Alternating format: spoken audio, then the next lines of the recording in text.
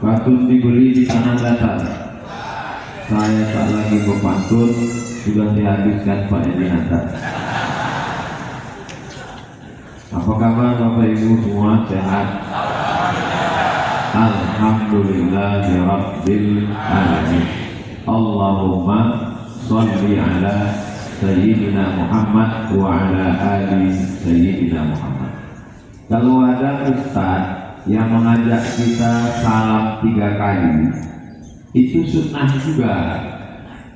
Karena dalam hadis disebutkan karena Nabi sallallahu alaihi wasallam idza sallama salasan. Nabi kalau mengucapkan salam kadang 3 kali. Jadi Pak Edi Natar pakai mazhab yang sekali. Nah, Ustaz Zulhusni pakai 2 kali. Mestinya saya jadi 3 kali. Tapi karena saya tengok udah semangat, saya pakai pantun beliau untuk berulang. Bahkan Nabi pun ketika bertamu ke rumah sahabat, Assalamualaikum. Sahabat itu tak menjawab, diulang lagi sekali lagi, Assalamualaikum. Sahabat sudah menjawab, diulang lagi ketiga kali, baru dia jawab, Waalaikumsalam. Kata Nabi, ada kau di balik pintu tadi? Ada ya Rasulullah. Kenapa kau tak jawab? Aku ingin dapat doa engkau 3 kali. Jadi masalah mengucapkan 3 kali ada dalilnya, tak usah berkelahi gara-gara. Mengawali majelis dengan alhamdulillah sunnah. Kullu amrin ribalin, semua amal yang baik walam yubda bihamdillah, kalau tak dimulai dengan alhamdulillah fahuwa apa? Amal itu putus. Makna putus 2 kata ulama. Yang pertama maqtu'ul barakah, tak ada barakahnya. Yang kedua, putus tak bisa dibawa bekal menghadap Allah. Maka kita awali dengan alhamdulillah. Yang kedua, selawat.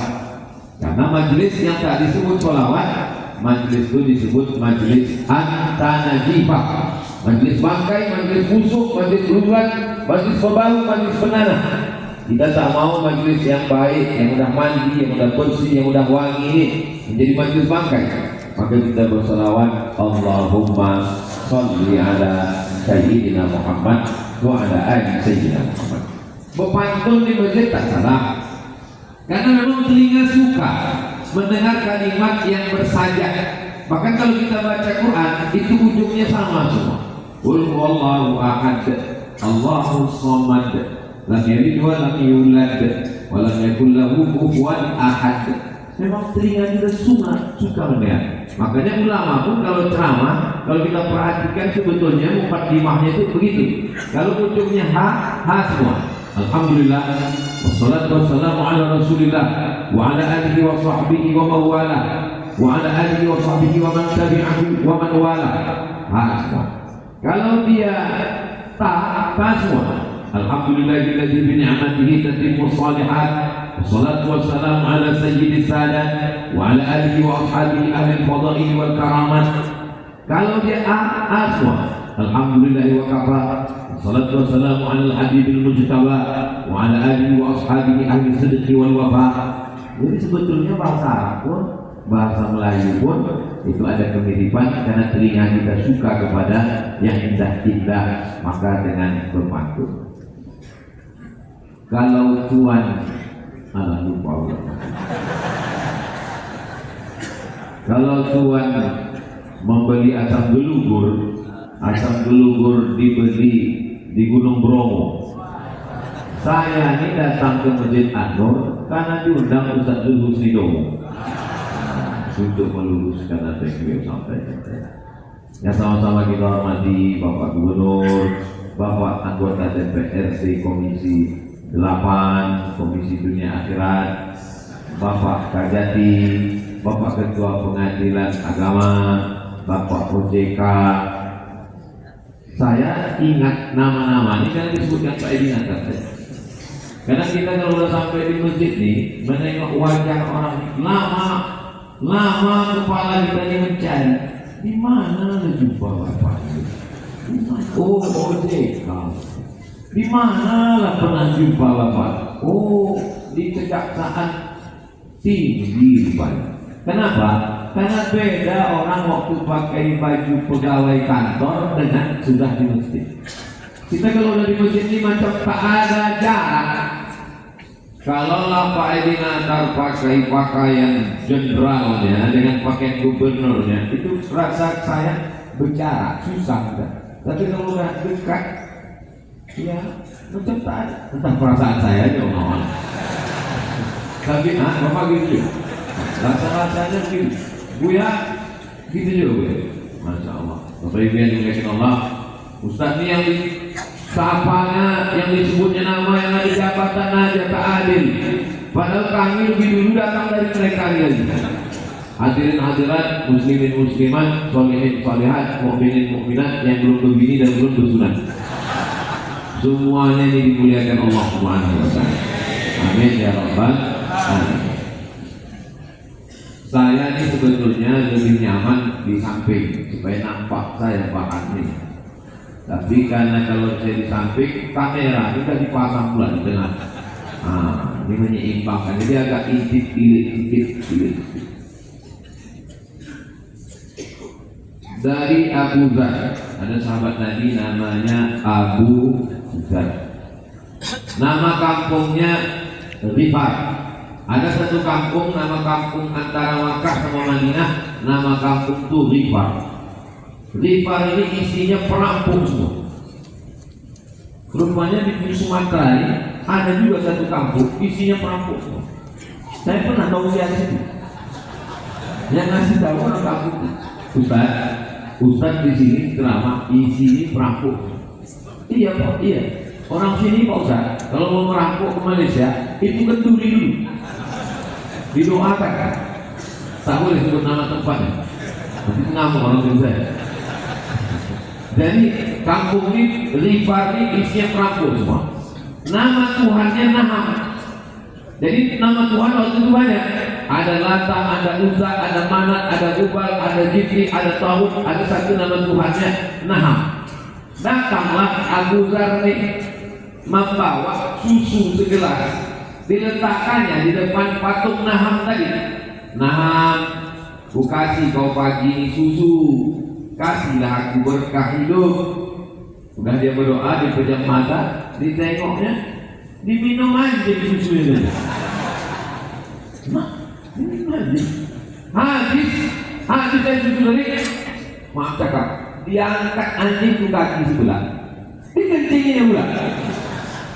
Berpikirlah Abu Dzar, aku minta berkah, sedang susunya habis. Aku minta jauhkan dari bala, sedangkan dia punya kencing. Itulah awal Abu Dzar meninggalkan patung dan masuk Islam. Jadi seandainya orang yang menyembah patung itu ada utaknya sedikit aja, insya Allah masuk Islam. Cuma masalahnya waktu Tuhan membagi utak dia tak datang.